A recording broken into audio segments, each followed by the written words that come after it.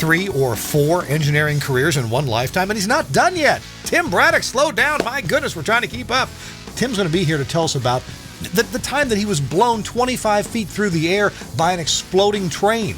That and more coming up next on TWiRT. This Week in Radio Tech is brought to you by Broadcasters General Store with outstanding service, savings, and support. Online at bgs.cc. By Broadcast Bionics with the Bionic Studio, including talk show control, social media, and visual radio. Broadcast Bionics brings exceptional audience engagement to radio and TV.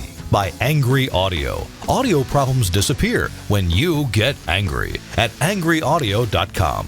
By Nautel, worry-free transmission you can count on with outstanding control, reliability, efficiencies, and Nautel's unmatched 24/7 customer support. Online at nautel.com. And by Max Connect Wireless, prioritized high-speed internet service designed for transmitter sites and remote broadcasts.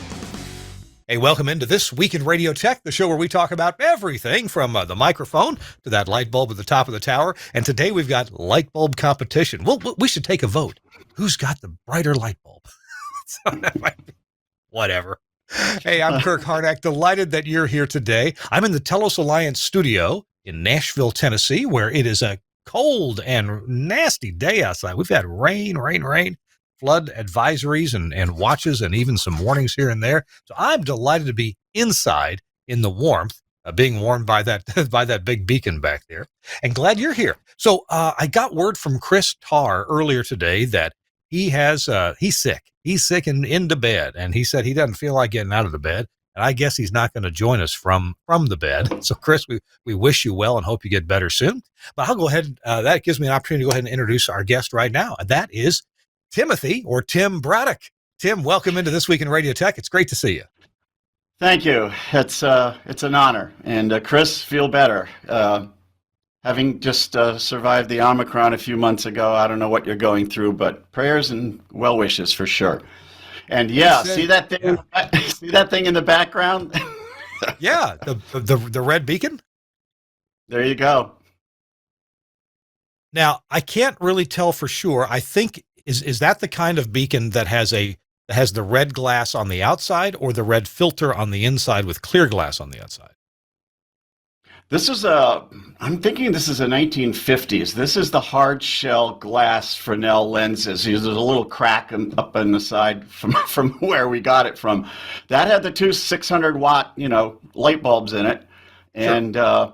I had it in my driveway with those, and it was a little bit too bright, so I calmed it down just for TWiRT, just for you to, yeah, the neighbors complained. So just for you to have calmed the light level down a little bit, but I still like it, and I think I'm going to keep it in my voiceover studio. It's kind of fun.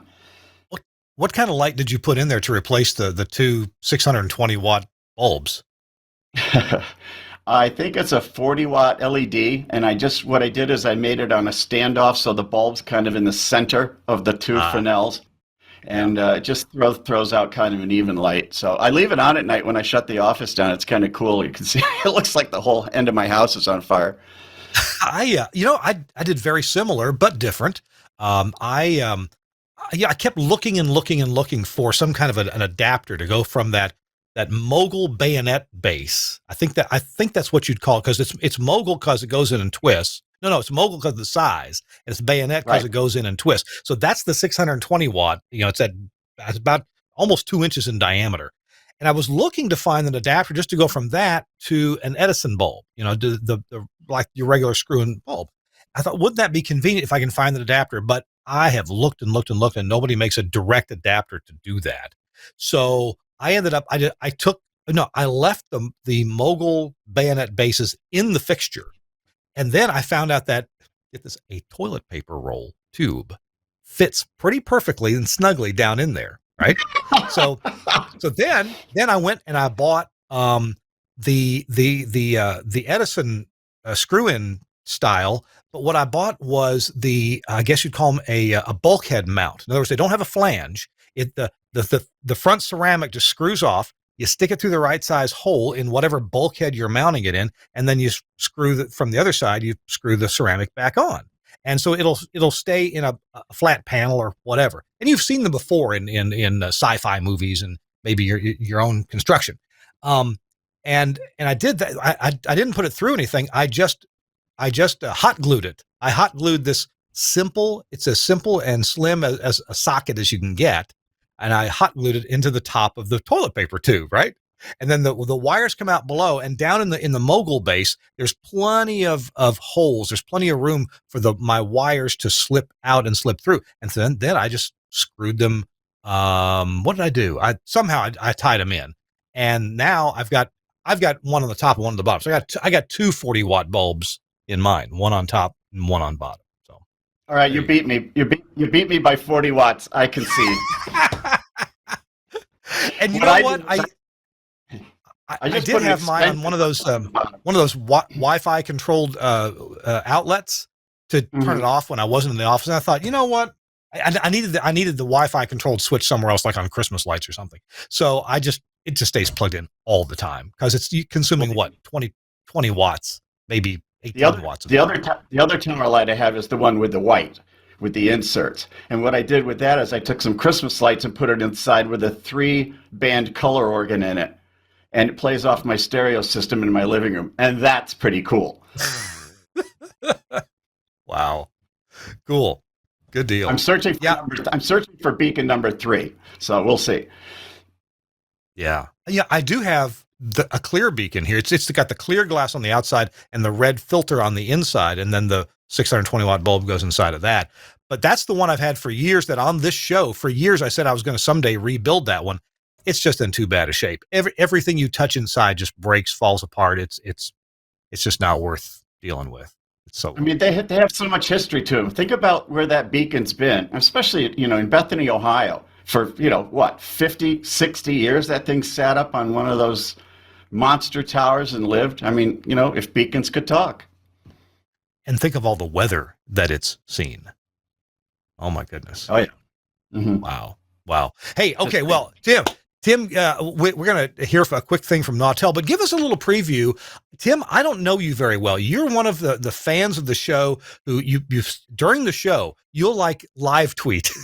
you'll live message me with, hey, ask your guest this, or I was there with your guest at this time or that time, or, hey, good comment about this or that. So I really appreciate your comments. So you're obviously really tuned into the show. What are you and I going to talk about today? Because we've got some really cool pictures to show of some amazing things in broadcast engineering. What kind of is the theme of our show today? Well, I like the theme that you put up there, that, I may be an old guy, but I still rock and roll. And I've been doing it since I was 14 years old. And I've had several unique experiences, not just in broadcast and radio, but just in life.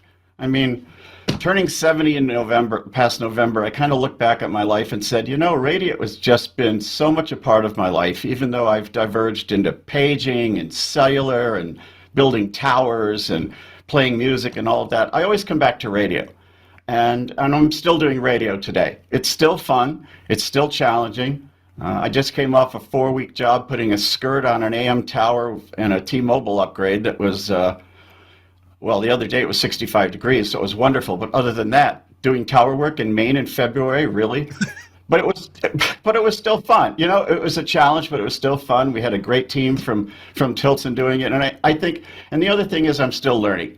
Every day I'm learning something new, or I'm reading something new, or, I see I see a plethora of dielectric towers going down the main turnpike going to repack somewhere. It's just, it's just fun stuff, Kirk, and I enjoy doing it.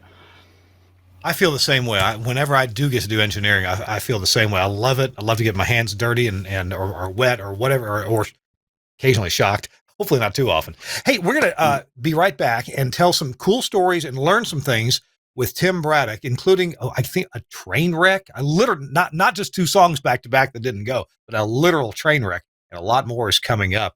Our show is brought to you in part by Nautel and their Transmission Talk Tuesdays roundtable events. These are so good to attend. You learn a lot. And here's a quick clip with a good piece of advice from a recent Transmission Talk Tuesday.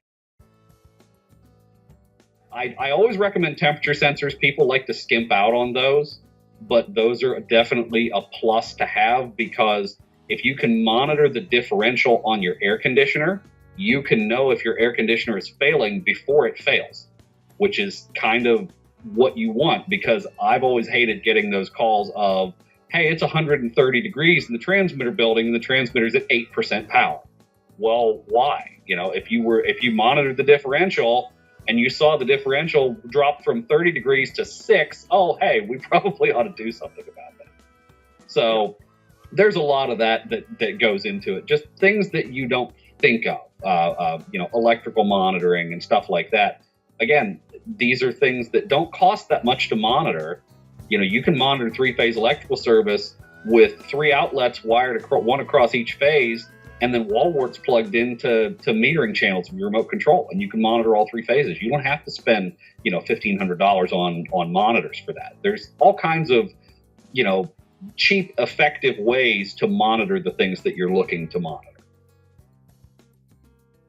And that's Josh Bone giving that advice. In fact, Josh is going to be on this show in a few weeks. We haven't quite set the date yet, but Josh is going to be on with plenty of advice like that. But you can get advice about how to set up your transmitter site, whether it's remote monitoring or lightning protection, or just making things last longer by participating. Just watch if you like, or ask questions or comment if you like. Transmission Talk Tuesday. Register for the next ones at nautel.com/webinars, nautel.com/webinars, and click on Transmission Talk Tuesday. Thanks, Nautel. All right. We are talking to Tim Braddock. Tim, we got some pictures to show. I don't know where you want to start. It's fun to track somebody through their career and kind of find out why they are the way they are, why they engineer the way they are, what information or what life experiences feeds their engineering mind. So, hey, I'm ready to start where you're ready to start. What would you like to start with? Well, interestingly enough, my radio career started when I was little. My father actually worked for NBC, and I wish I had gotten some graphics for you. My father was in charge of press relations for NBC in New York at 30 Rock from 1932 to 1939. Wow. I have his scrapbook, which is a whole nother program for another day.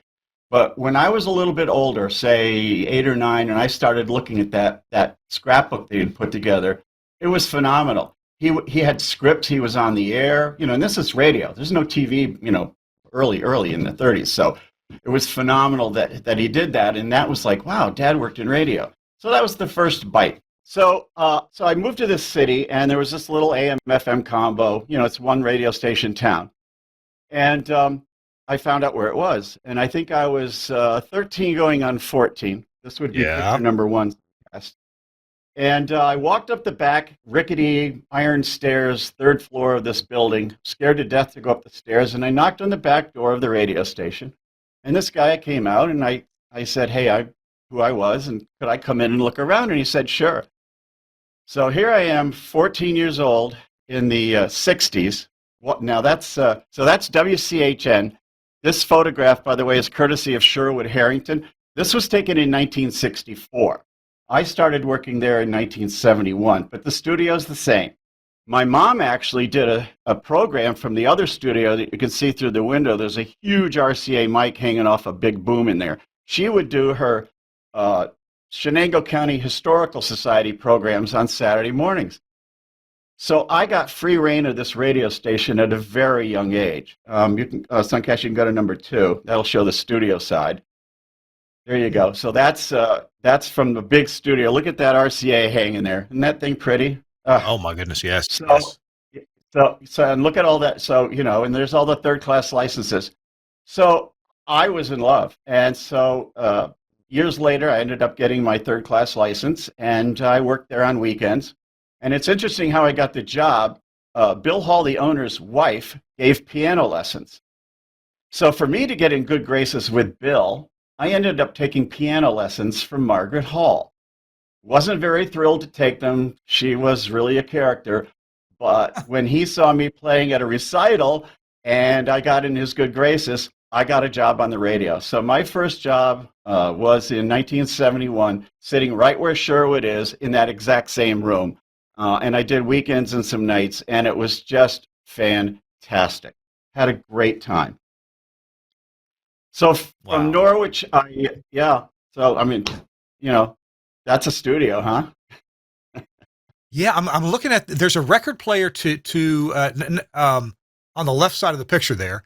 and it looks like a Yes. 45 player with some kind of a automatic drop, would drop records. You could stack them up in the red portion of the spindle. Yeah, notice also there were 3-gate 16-inch transcription tables, and I used to have to play the Armed Forces radio thing. You know, they came in on the 16-inch huge, records, and you'd play one for the first of the month and so forth. The 45 came in handy later on. There were a couple of great people that worked there. Dale Dorman started in Norwich radio and went on to become Uncle Dale on Boston radio and a legend. And so before my on-the-air days, when I was a young teen, he was on with a rock show in the afternoon. Now, the owner of the radio station hated rock and roll. He was a classic radio guy, but he allowed rock and roll between 4 and 5 in the afternoon. So Dale Dorman came to town and blew Norwich away. And one day we got the great idea, I think I was 15 or 16 at the time. We took every microphone cable we could find, and we dragged it all to the front of the building, dropped the microphone cable down to the street, plugged in a microphone. I sat at the board, he was on the street, and we did the first live rock and roll show in Norwich, New York. The kids went nuts. It was absolutely hysterical. A lot of fun. Oh, wow. Wow. Now, I'm sorry, were the turntables out on the street with you, or are they back in the building? No. Dale was just down there with a microphone hanging out, from a long cord. This is a third-floor radio station, so I found every cable I could find. Yeah. To get that mic, just the microphone. He didn't even have headphones. I yelled out the window, "Hey, Dale, you're on the air." Oh my gosh. Oh my gosh.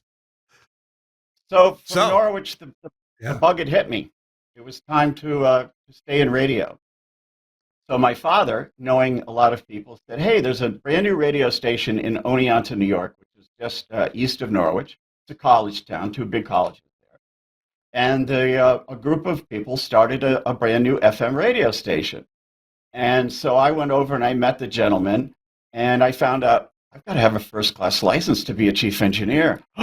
So I went to Brown Institute in Minneapolis, Minnesota for 6 weeks, worked at Arby's at night, and took my first class during the day, got my first class, came back, and started at WONT in Oneonta in 1972. There you go. Notice the cot in the background, Kurt. I lived there. Oh my goodness! Literally lived. Wow. Yep. Oh gee. Yep. That's the first radio station I ever built. I had my first, and it was all RCA. There'll be some other pictures here. So, it was really fun. A chief engineer from Elmira came out. He was related to the family that started it, and so he was my mentor. There you go. All RCA. Tape casters, the whole 9 yards, and I pretty much built it. Bert helped me quite a bit. I learned how to wire and what balanced audio was, and look at the EV635s. Oh my goodness, yes, and like stereo EV635s. Stereo, which I made mono very quickly when I realized that you don't want stereo mics. So, Suncast, stay on this picture for a moment, if you would. I want to examine a couple things. Now, this board. Now, you said this was an all RCA studio, but RCA didn't make much of their own stuff. They rebranded other people's stuff, didn't they? Right. Yeah, so they did. I mean, I had RCA processors in the rack, and everything was RCA. The remote control, was the TRC dial-up and all that stuff. But I'm not sure who made this board for RCA, but everything was blue. It looks suspiciously like an Ampro board. Now, Ampros were a bone color. Not quite white. They were an off-white bone color, but that is an Ampro board. Slightly, the Ampros typically had the meters in the middle. Maybe this board was smaller, or maybe they just put them over on the right for their RCA line. But that's got to be an Ampro board, or made by Ampro. Mm-hmm. It had a Christmas tree inside, and it was a nightmare to wire. Yes, it was a nightmare. Yes, the only Christmas tree I ever worked on was on an Ampro board. Now those tape caster machines, I always thought that the deck on those looked suspiciously like the original Viking cart machines. And I wonder if Tapecaster actually bought them from Viking, or if they just made them and that was an easy way to make them, that they just look the same. I don't know. I don't know. I still have one out in the lab that's blown up, and someday I want to fix it. So. And the turntable there, there were several companies that made ones that were the cast part of that, the main body of the turntable looked all very similar. Rusco had one that looked like that. And not maybe it's QRK. I forget who, but different companies seem to use very similar castings Yeah, on I the think those were turntable. Roscoe's. The production studio that I don't have pictures. I built a production studio in the other room, and that was all. The owners were low cost, let's say, so it was all LPB and QRK. But Yeah. this was a lot of fun. This was, and the fun part was not only did I get to build this and the transmitter site, but from 6 o'clock at night until 1:30 in the morning when we signed off, guess who did the news? So I'd Yeah. be in the other studio wiring something and doing something. And I go, oh, it's 2 minutes. Oh, I'd run to the teletype machine, do the rip and read, come in and go, and now it's 8 o'clock news on WONT with Tim Braddock, and then I'd run back and the soldering iron would be smoking something in the other room. Oh yeah, those are fun times. It was also a cool place because it was the first automation system I'd ever seen. If you go, there you go. That thing Oh. was a beast. It was on wheels. You can even see the brand new. Oh, I see the wheels. Oh my goodness. Wow. Yeah, this thing was on wheels, and when we had to actually move it to another place years later, we actually wheeled it down the stairs on planks. But this was a custom built automation system. Obviously, the carousels are the carousels. Below the carousels, you won't see it, but there were two time machines down there. One was odd minutes and one was even minutes, and they had those big, huge cart tapes in them. And when Yeah. those things messed up, they were a nightmare. Now that All down there Reeboks. down on the Go ahead. bottom right, on the right hand rack at the very bottom, that looks like, I was going to say, that looks like a time announce deck. And the ones that I dealt with looked just like that. And they had two carts in them, one for even minutes, one for odd minutes. And they were kind of Right. like pointing at each other inside there. Yep, that's exactly it. Yeah. And the thing was a nightmare because if you didn't clean the graphite off it and everything, it would skip. And then, by the way, if you got off of time, you had to fast forward it 24 hours, and that was a Oh, nightmare. Oh yeah. oh. Then you have the triple deck cart machine up top, and then Mhm. the interesting thing about this, the control system was made by a company in Maryland called Control Design. This was probably one of a kind. And it did have it was all chips, no microprocessors, but it had thumb wheels. So that black row that you see there are all thumb wheels. So you would program your sets with the thumb wheels. So the carousels might be 1, 2, the Revoxes might be 1, 2, 3, 4, 5. So they were numbered with thumb switches, and then it would play through. The clock up above it is what drove the whole thing, and then the audio output. You see the two VU meters there with a Mhm, mhm. monitor speaker. This Yeah. was all 25 hertz Cubase. So you can also see above each Revox, you can see the little panel, and that was the 25 hertz Q tone. So when the tape, and it was beautiful music format. So when Uh, that song would end, you'd see the blue light come on, and then the next event would trigger. Or you could trigger it to go live, on the board for doing news and so forth. So that was my first automation system that I'd ever seen. It was very clean. Had very little problems with it, except the little fiber gears and the carousels kept breaking. So I actually found a company that made them, and I actually sold replacement fiber cogwheels to those things for a couple of years because guys were, breaking them. Anyway, interesting stuff. And so so, yeah, that was my first radio station. so I got to ask the Revox reel to reel machines. Do you recall them being particularly reliable, or did you have some trouble with them? Other than cleaning them, I love them. I have a Revox A77 MK2 now. Not one of those, but one that Yeah. I salvaged from years later. Yeah, it's a great deck, and on the reel-to-reel market right now, they're highly desired.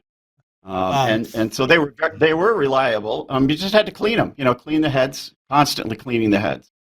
about what year was that? Would that have been in operation? What time frame was This that? started this started in 1972. Okay.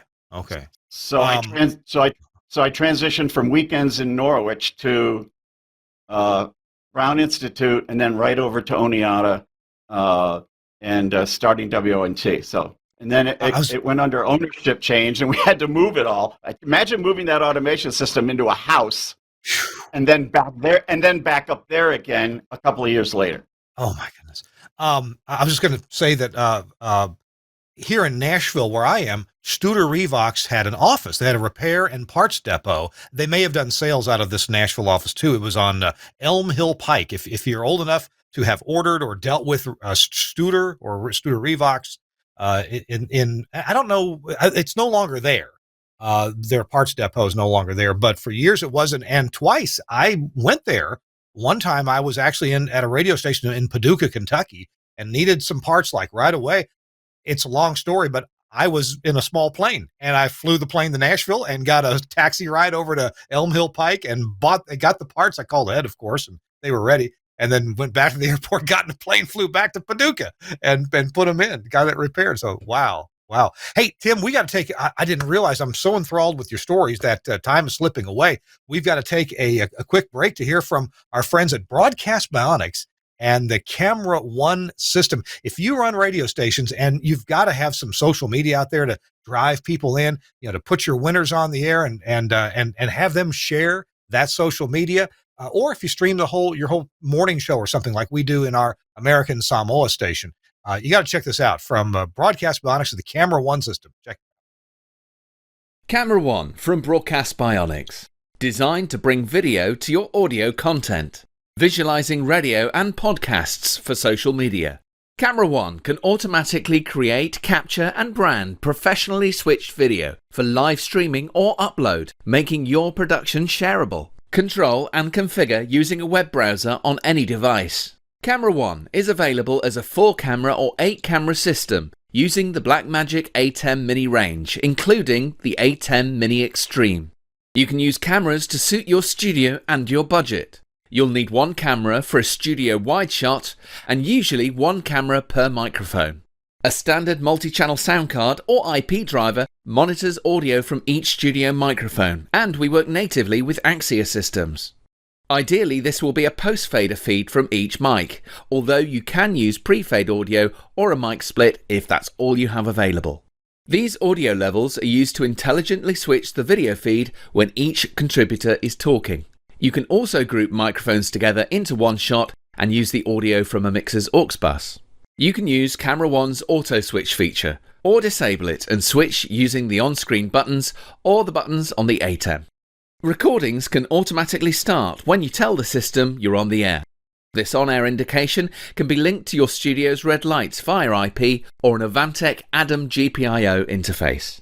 You can quickly browse all the videos that have been automatically created during your broadcast, download them and post. Camera One is a user-installable system. You'll need a good spec Windows 10 PC, i7 with plenty of storage and 16 gig of RAM. It's better if this machine isn't used for anything else. Remember, you can control the software in a web browser on another device on your network. Camera One, a thrifty way of creating scroll-stopping video from your show or podcast from Broadcast Bionics. Cool stuff from Broadcast Bionics, the Camera One system, and check them out. You can go to the website. It's easy. It's bionic.radio. Yeah, .radio is a top-level domain now, so bionic.radio. Or, of course, Google them, Broadcast Bionics, Camera One, and you'll find it there. Really cool stuff from Broadcast Bionics. All right, we're talking to Tim Braddock. Tim, you're a little older than I thought you were. You don't look your age. How about that? Well, people say that. I was actually this tower crew that I was working on with this AM skirt project. They said something like, wow, you're pretty young. You're still doing this stuff. And I said, how old do you think I am? And they said, early 50s. I gave them all a $25 Dunkin' Donuts gift certificate. I mean, made my day. But I have a dear friend, and she says, you're as young as you feel. And, if you stay active, you love what you do, then keep doing it. And that's what I keep doing. I just didn't realize I was that far behind you. I turned 60 this Sunday. So, congratulations. Yeah. Welcome to the 60s. It was a lot of fun, by the way. Yeah, it was a lot of fun. Hey, I was born in the 60s, and soon I'll be in my 60s. So let's continue with the hit parade of these pictures. We've got some dramatic ones coming up. I can't wait to hear the stories here. So while I'm working for WONT in Oneonta, New York, on February 12th, 1974, I also had a little two-way radio business that I was starting, and the scanner went off right after 4 o'clock that there was a huge train derailment just east of Oneonta, New York. So being the radio guy, I ran over to the radio station, grabbed an EV635 with a curl cord that I had adapted to a cassette recorder, jumped in my van, and ran out to the site. And what you're seeing right here is 12 bulk propane tank cars, lumber cars, and everything else that had derailed. The news director for the radio station, Mike Doherty, was there as well. And the interesting thing is, all of this was caught on tape. I got there with the tape recorder, and I did one take, and I sound like I'm 12 years old. And you hear this thing venting in the background, and we were all fully clothed for winter. I mean, it was cold. It was a cold day. Look at the snow. And about 4:15, right in the middle of the second take, where I go, the scene is a mess with cars strewn all over it, the thing blevied. I don't remember much after that. It blew me about 25 feet in the air, maybe 25 yards in the air. I don't know. It burned the clothes off of me, burned my hands, burned my legs, burned my hair. And the microphone curl cord pulled out of the tape recorder and kept going. So I have the original tape of this whole thing from the time it blevied to the time they found me into the field. And then Suncast, if you want to go to the next one, the next day, there was a news article. There you go. Now, this was in the Evening Sun in Norwich, where my parents lived. And so this was actually the headline in the paper of the next day. And it was chilling. To this day, when I listen to that tape recorder, I don't have PTSD, but I get little goosebumps. It's a scary thing when you realize that those tank cars blevied. No one died. One man lost his arm. One fireman lost his leg. I was the first in the emergency room, interestingly enough. And to this day, you can still see a piece of the tank car that split in half and blew across the river. And you can still see pieces of it in the river. It's pretty amazing. And then, so years later, when I was talking to Radio World, they said, "Well, let's do an article about your story in the EV635." So there you go. There's and during the break, I have to go out and get the EV635 because it's out in the lab. So I still have the mic. But yeah, so that was a mic under fire, because if you recall, Radio World did that article about the wonderful EV635. So there you go. So that was my moment of fame, I guess, and I survived it. With that EV635 years later, will it still hammer nails? Absolutely. What else would I use it? What else would I use it for? And I'm sorry if you said, but I missed it. What about the cassette recorder? What happened to it? Well, it melted a little bit, but it kept running. There was a plastic case. I think it was a Panasonic, and there was one of those heavy plastic cases on it. The plastic case melted, but the cassette kept running. So you hear the static when the cord pulls out, and then all you hear is me laying in the field groaning for like minutes and minutes. And then they find me, they put me in the truck, and they get me to the emergency room. And then as I go into the emergency room, and the tape's still running, it gets real quiet. And all you can hear are the nurses in the background and the scanner just screaming with all the fire trucks. It was an amazing situation. Just to make sure I got the technical part right. The mic cord on the coiled cord pulled out, and it switched to its internal mic at that point? Yes. Yep. Okay. Yep. Amazing. Wow. Yeah. Very cool. Yeah. Suncast, what's next? So I took a divergence. So I took a big divergence from radio, and I got interested in paging. The paging business was going crazy. So when I left upstate New York, I actually moved to Long Island and worked for several large paging companies. I was actually director of engineering for Metro Media Paging on the East Coast. They were one of the biggies at the time. But I just felt a challenge to do something else. So when I moved to Cincinnati in 1986, I was working for another company, and they bought all the paging companies around. And so I found a couple of guys, and we started our own paging company. And we went from, sorry, I'm going to use it, worst to first in 6 months. We went from worst to first in 6 months. We went from 0 customers, and within 6 months, we had 3,000 pagers. So this was the first custom-built paging terminal that I had ever designed with a company called Unipage in Texas. It's a beast. And we covered everything from Dayton, Columbus, Lexington. We had one line out of Louisville, and then some 800 numbers. And then there was voicemail and everything. So, paging was big for a while. And so there I am with the paging terminal. That didn't last forever. And it was time to go back into radio. I'm surprised that we didn't cross paths then. I was engineering in 80, it was 84, 85, maybe into 86 at WKQQ FM in Lexington, Kentucky, the rock station. Oh, I know that's Rock Not. Yeah. Yeah. Well, I also worked for a few years with Winters Engineering. We built towers all over Ohio, Indiana, and Kentucky for Verizon, and I built Cricket Mobile in Dayton. So I've been all over the map with stuff to do. But it's fun, it's challenging, and I learned something. Then my career changed. Then my career changed again. Years later, my best friend from college, Paul Sanchez, came to Cincinnati for a ham radio show in Dayton. Stayed at my house and said, you should really come to New York and work in New York radio with me. So in 2005, I packed up the car and I moved to a little house in New Jersey, and I started at WBLS and WLIB in New York. And I would say in my radio years, that was probably the most fun ever, and the most work, and the most challenging. If you want to go over to 10, Suncast. So the first challenge I had that Paul gave me was, well, we're going to have the Steve Harvey morning show and the Wendy Williams show in the afternoon.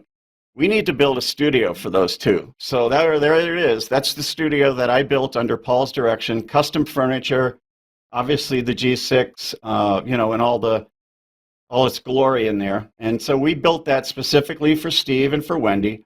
And if you go to the next picture, you'll see the other side of the studio. There you go. So that's the table looking back into the control position. And it was a very exciting project to do, and it was a very exciting time because of the people that would come into this show. Steve's I can imagine. Anybody's anybody.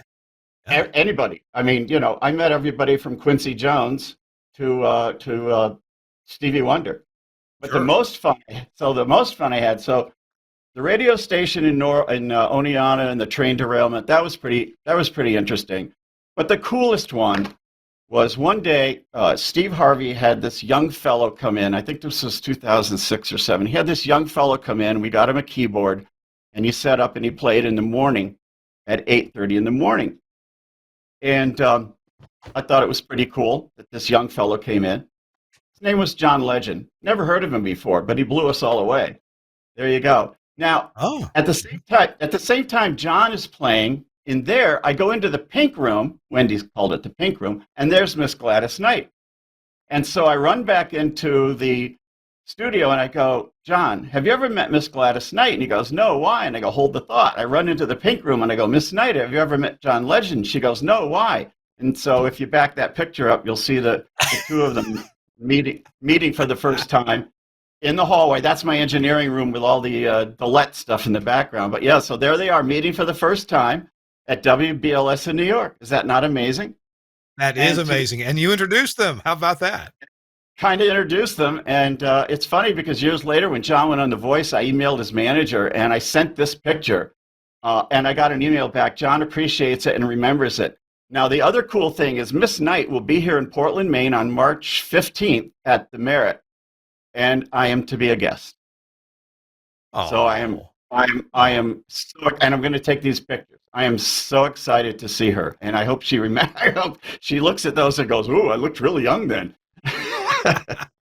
How awesome is that? That's terrific. Yeah. So this at WBLS in New York. Yep. What was it standalone, or was it there with another station at the time? Well, it was owned at that time by ICBC, and we also had WLIB, which was another interesting story. Yeah, that was 1190 out in the swamps. Yeah, and I also took care of that. We'll get to those pictures in a minute, but I'll just throw the one picture, Suncast. If you go to 15, that's the picture of Empire. If it's there? There you go. Oh. So that was the WBLS 81st floor Empire State Building. And there's a huge generator that you can see on one side, and a very busy room, by the way. These rooms up there, as you probably know, are not very big. And the transmitter that you see at the end, that old Continental Beast, I tore that out by myself and put a Nautel in there. And if you think getting that plate transformer out of that thing was easy work, we had 4 guys in there going, "Oh yeah, we'll get money for the copper." And I said, "Yeah, you can have it if you can get it out of here." And I think it took 2 days. It took them 2 days to get it out of the room, and they probably didn't make any money on it. But yeah, so that they earned their copper money. That's right. Yeah. Oh, yeah. The copper money. So that was BLS. So that was my home for years and years and years. So I got to see there at the top of the processing rack, and it's a Collins rack too. There's an Omnia 6, and I'll bet Paul, if since it was Paul Sanchez there, I bet that had the FM hot option in the Omnia 6. Oh, you Oh know no, it. I'm sorry. The FM hot was the previous. That was in the original Omnia FM. Anyway, it's Omnia 6, and then below that I see an Orban 8200, Yep. and Yep. then all the mod monitoring equipment. Yeah, there it Yep. is. Thank you, Suncast. Yep. There you go. Yeah. Of course, Paul is world renowned, or at least USA renowned, for his audio processing. So BLS Sure.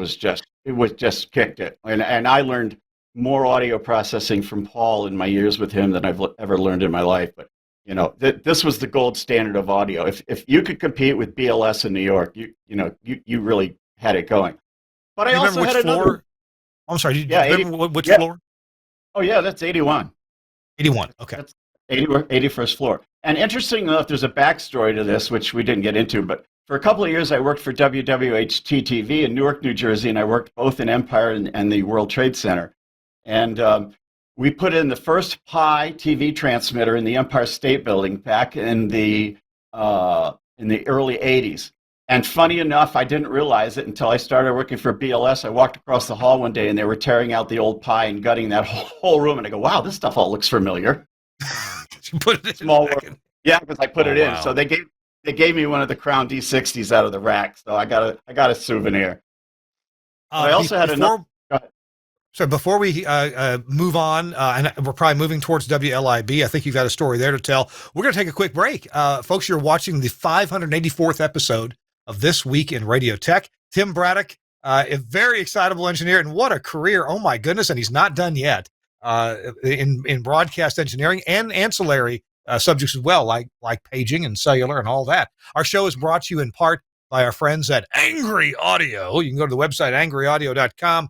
And I want to give you an idea here. Angry Audio has the full line, or a full line of Studio Hub gear, including, for example, if you like the Studio Hub headphone amps that come in the Decora package, you can get those from angryaudio.com or from any of their dealers. But here's a headphone amp designed by Angry Audio. This one is called the Headphone Gizmo. This is the one that can go under your counter. You won't snag your pantyhose or your pants on it. And it's got both kinds of connectors on it, country and western, as I say, 1/4 inch and 3.5 millimeter. These are, by the way, either one is connected with the Studio Hub standard on an Ethernet style jack. It's an RJ45 jack, but you can hook these together, run the audio from one to another, and even power them in a daisy chain. But so when your disc jockeys got their headphones plugged in, let me grab the right one here, plugged in to there, and they get up and they walk away. Well, this one's pretty heavy duty. This one, you might tear that jack off of there, but you won't if you have the headphone disconnector.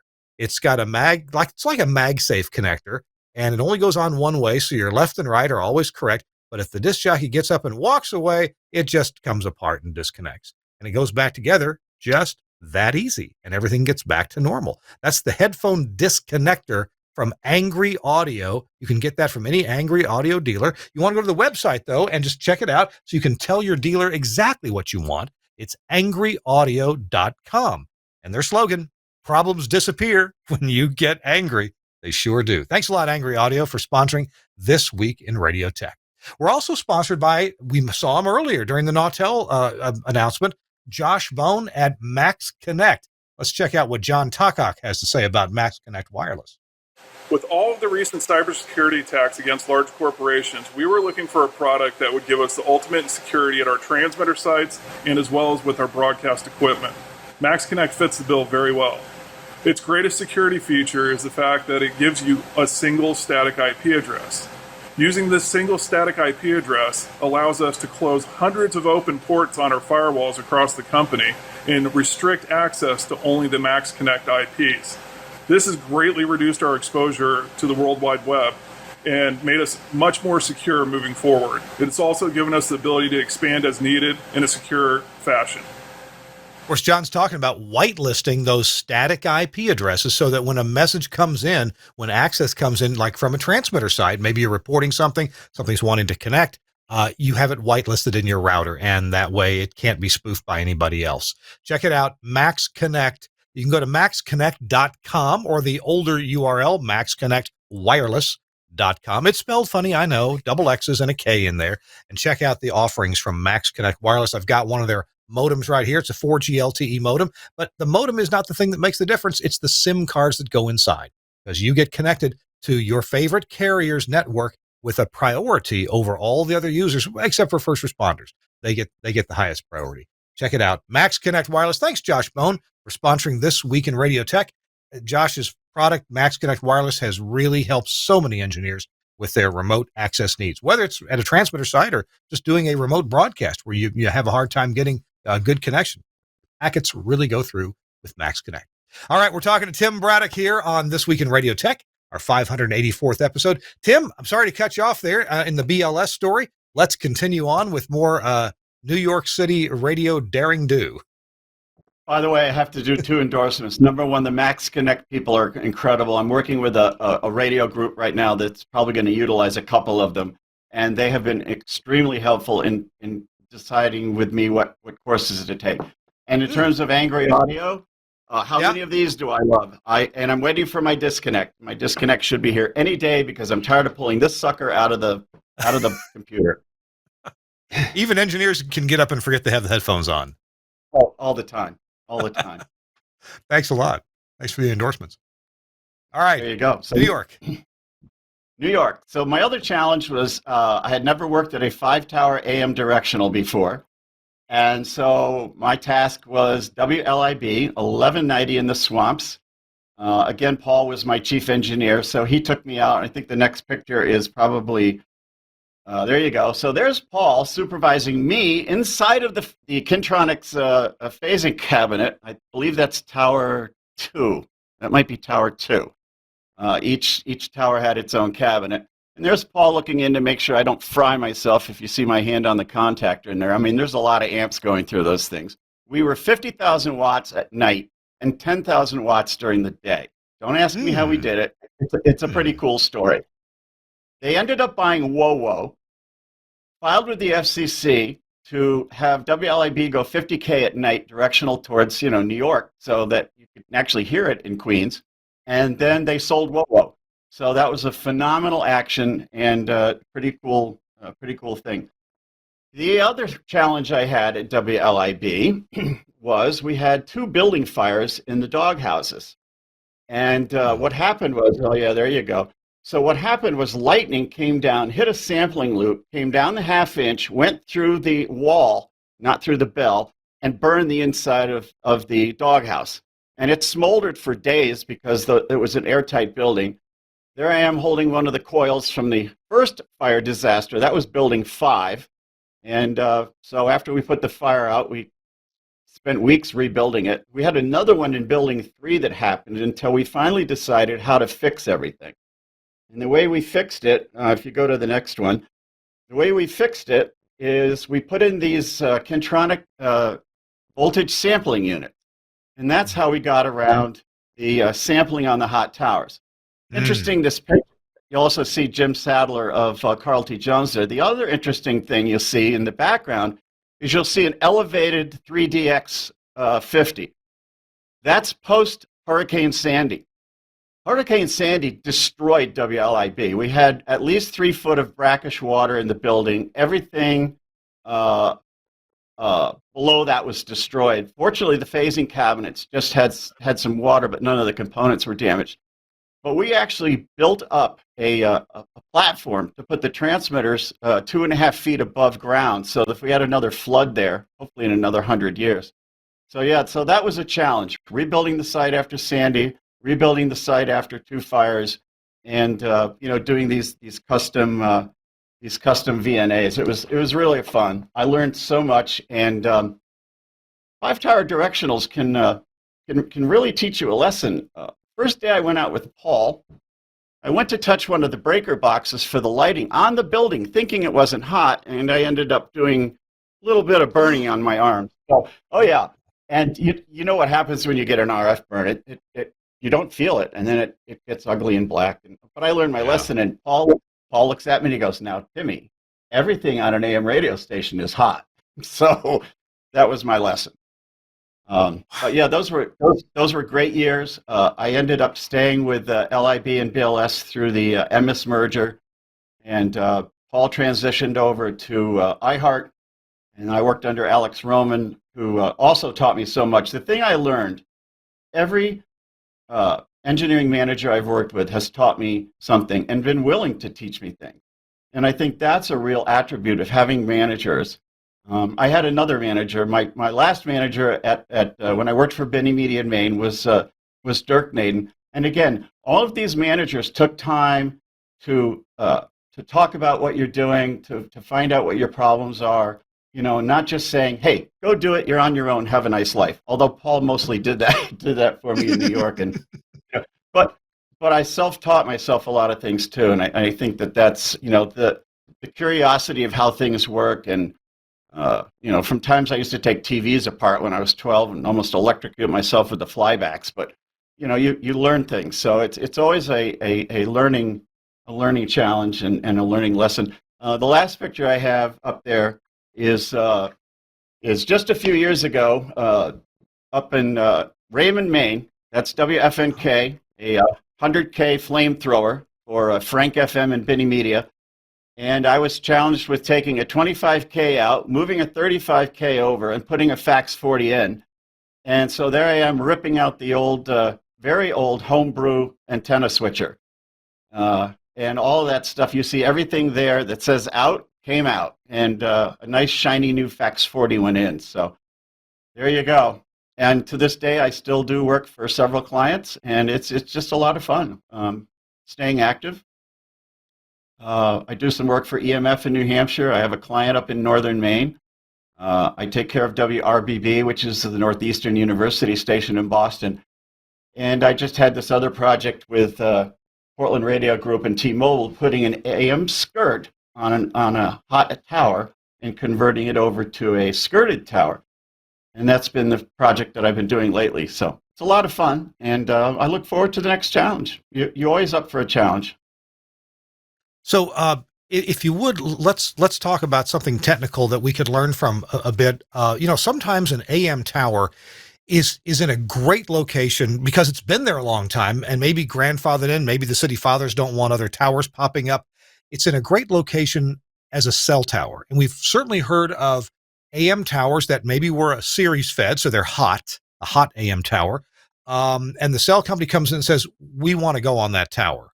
What's it going to cost? What do we need to do?" And the decision is made, we'll tell you what, let's ground the tower and let's make it a skirt feed, which totally doable. And then maybe even put a new piece of steel there, a new tower that's stronger, that'll hold the cell company's stuff. Why don't you kind of carry us through that description? Oh, and by the way, I should tell you live. I just sent the last picture that you sent me, Tim. I just sent that to Suncast, so we'll see if he can be ready to get that on. I just sent it, so he's not going to have it yet. So let's tell us about this project. Oh, look at that! He's got it on already. Oh my God, Suncast, you're a miracle worker. What's this? What is this? Lighters. I've been in a band for, well, actually, I think we're going on 10 years now. And so who you see over there is Kim Kenway on bass. He and I went to Hebron Academy together, so we go back 50 years. And then over on the other side is Alan.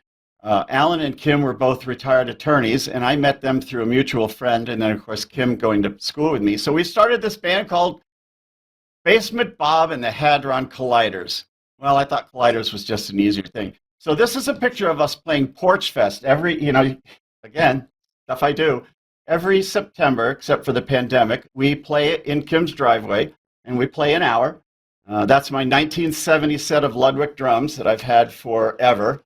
And it's just fun. And so we get together in Kim's basement, and we practice and play.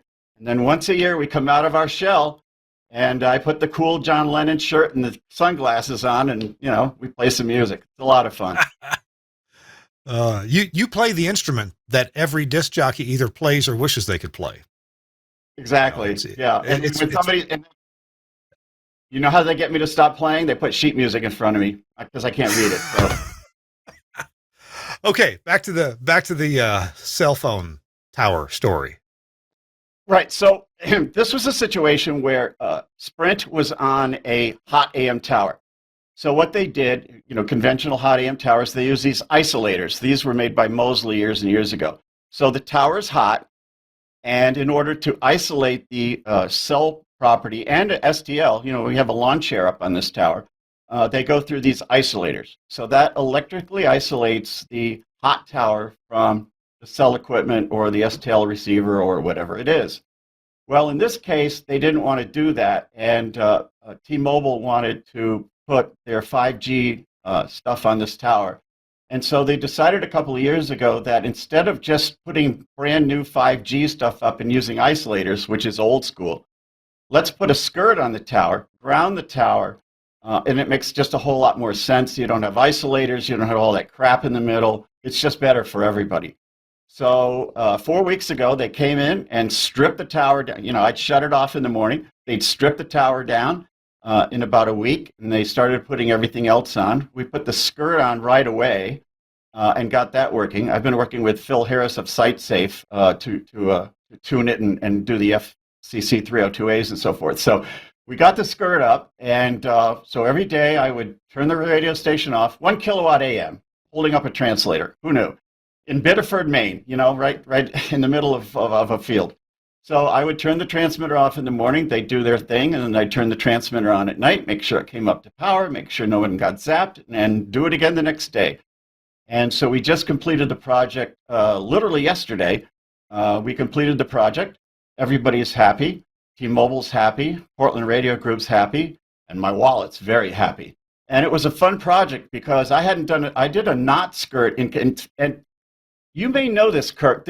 There's I think it's in Somerset, Kentucky. I can't remember. We did a knot skirt on an AM Kentucky for Winters Engineering back in the, it had to be the late almost 2000, 2001. I can't remember the site, but we did a skirt down there, and that was a knot skirt. This was a Contronic, but it was the first one I'd ever done. So it was really a lot by of knot, this is a Ron Knott, N-O-T-T. Ron Knott.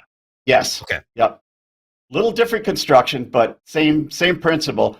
And I think more AM stations should really take a look at doing this now because, when you use all the isolators and all this other crap, you're electrically isolating the tower, but, unless you're 50 kW, if you're a 1 kW or, a couple thousand watts, put a skirt on the tower, ground the tower, and make more money off of it by, loading it up with those happily paying cell carriers. And hey, nowadays, more and more of the cell equipment, there's a lot of electronics up on the tower. So, yes. It used to be that it was just all coax up to the antennas, and the electronics were all in the cell company's building. Well, that's changing. I've been to plenty of cell sites where it was fiber and it was fiber and power going up the tower, and then all the electronics were up there. These hybrid cables are about that big, and they've got 2 runs of power in them and 12 runs of fiber. I'm also a certified fiber optic technician, to throw that in there. And so it was really fun to see the fiber. So yeah, it's all hybrid cables up to the top now instead of RF cables. So they shed 12 inch and a quarter, inch and a half copper lines off that tower. Imagine that weight. So yeah, and wind load. And wind load. So now the wind load's all up on top. So is that project all done now? What were some of the final steps that in completing that project? Well, we have one more final. Yeah, no, just real quick. We have one more final step to do. So it's on the air. It's working. T-Mobile's integrated. Everybody's happy. They've wiped their hands and walked away. But we still have to do the 302A for the FCC because now we've taken a grounded tower and turned it into a skirted tower. And so, we have to, Phil will come up with me next week or week after. We'll grab our OIB ones. We'll do the impedance. We'll make sure it's 2.68 amps at J146. I think that's what it is. I can't remember now. But so we'll finish that up. We'll do the 302As, and then I'm totally all done with that project. On to the next challenge. Hey, on that skirt fed antenna, you'd also call it a folded unipole, right? It's the same thing as a folded unipole. Yeah, same thing. You find a jumper point to jump it. Are you looking to get 50 ohms and J whatever it turns out to be? Is that what you're looking for? Well, you always try and tune something up like that as best you can. And the nice thing about these unipoles is you can tune them up fairly well. I don't think we're going to get to J50, but we're going to get pretty close. Well, you want the R to be 50, and the J is going to land where it is, and you're going to swamp that out in the tower tuning unit. Yeah. Right. Yeah. Right. Okay. Yep.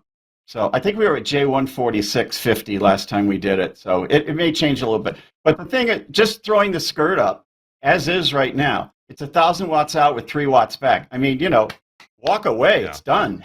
Yeah, I hear you. Yeah, I just need to prove the numbers to the FCC. Hey, Tim, whatever you got to finish up with, we're going to hold it through our last break. Maybe you've got a tip of the week for us. I don't know. Whatever you've got, I'm going to let you regale our listeners and viewers with your wisdom. Our show This Week in Radio Tech. Tim Braddock is our guest this week. Delighted to have him. Chris Tarr is under the weather today, and we wish him well. Hope he starts feeling better. He did text me back. He said, "You don't want to see me today. No, you don't want to see me."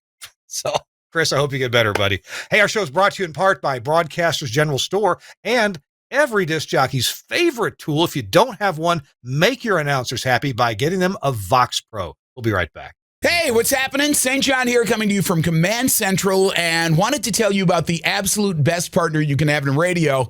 I'm talking about, boom, Wheatstone's Vox Pro. Lots of different audio software out there. Why Vox Pro? It's the only software designed to do what we needed to do, which is record, edit, playback in real time.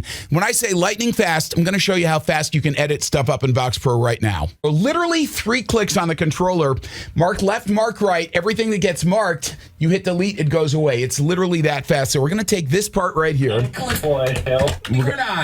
Boom. From caller 9 to him saying, "I'm ready." 5, ready for that secret sound. Boom. All of that stuff, hit delete, it goes away. Here's your edit. You are tackling secret sound, caller 9. I'm ready, St. John. So one of the best features of version 7, this is awesome. It's effects macros, and you can literally put a chain of effects together so that instead of having to normalize a phone bit and then use noise reduction on it and EQ it and all that, you can literally build a chain. One button, this one's called call right here. I just click that. All of those processes happen instantaneously. Final thing that I love about Vox Pro, and there's so much more to get into, but one of my favorite things, you can load it on a laptop. I've literally done my show from a hotel room in Armenia to the conference room at, this was fun, jury duty. Great thing, no one could tell the difference. Vox Pro makes it totally easy. Telling you, if you're looking for the best on-air partner, call my friends at Wheatstone, ask them about Vox Pro, and you'll be glad you did. And get it from Broadcasters General Store. You can find their website. It's at BGS, for Broadcasters General Store, bgs.cc, or do what I do. Call them at 352-622-7700. Broadcasters General Store is set up with everybody at their desk with 3 screens of information in front of them and a great telephone, and they love talking to you. So if you need a little advice, hey, I want to buy a piece of equipment that does this or that. What's your advice? What's popular? What are people not returning? What are they keeping because they work so well? Broadcasters General Store has all that kind of advice and the equipment that you want at bgs.cc, or call them 352-622-7700. Memorize that number or put it in your little black book, or at least in your electronic Rolodex. Thanks a lot to Vox Pro and Broadcasters General Store for sponsoring This Week in Radio Tech. Tim Braddock has been our guest for the last hour, and he's not done yet. Tim, you got some advice for engineers, maybe people who are not quite as wizened as you?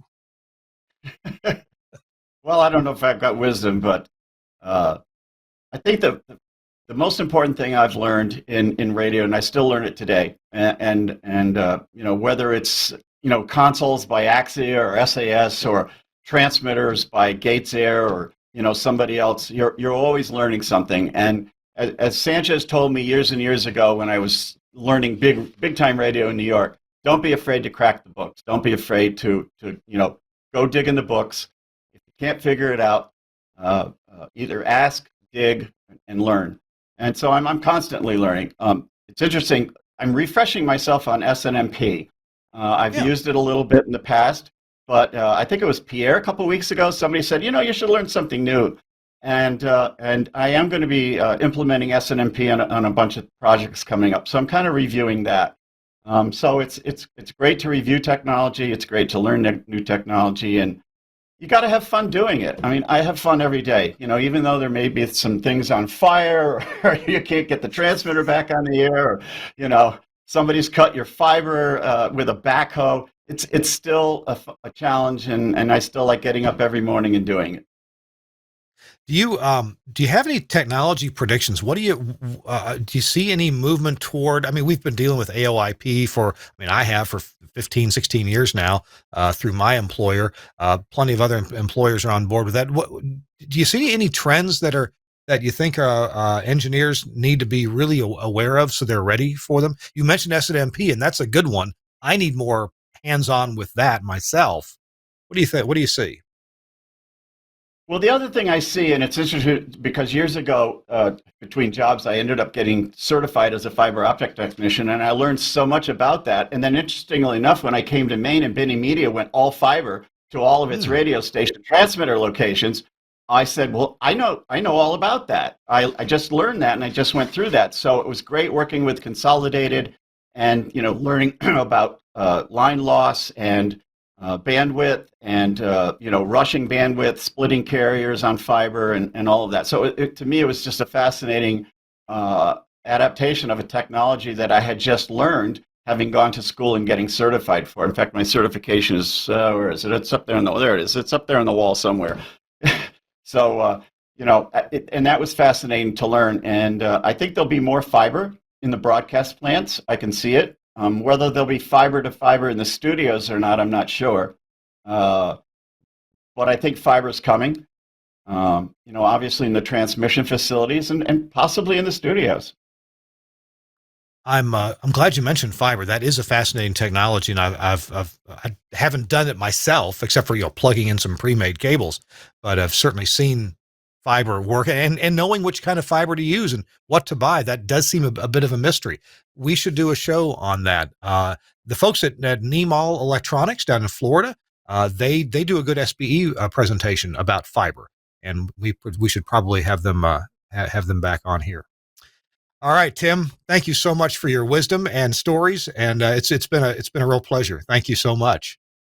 Kirk, it's a pleasure to meet you, and I hope we get to break bread soon. I'm not sure about NAB yet. I'm still on the fence. I just don't know, but I hope we break bread soon. And you'll still see my comments on your little Facebook chats and so forth. And I really appreciate this. And Chris Tarr, heal up, man. I want to see you next week on TWiRT. Yeah, I want to see Chris Tarr as well. And by the way, for those of you watching or listening to This Week in Radio Tech, for April 2022, I will be going to Las Vegas, as long as I don't, change their mind at the last minute and don't have the NAB. I'll be there for some SBE functions. I'll be there for the Public Radio Engineering Conference. I'm very pleased to be giving 2 different presentations there at PREC.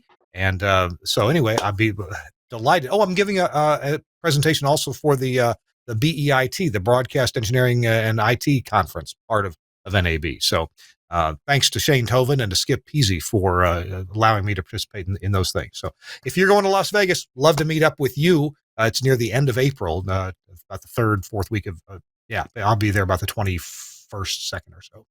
All right, Tim, thanks again. Appreciate you very, very much. Look forward to having you back again. Chris Tarr, do heal up. And I want to give a big thanks to Suncast, another flawless show. Thank you, Suncast, for engineering and producing This Week in Radio Tech. Also, thanks to Andrew Zarian, the founder of the GFQ Network.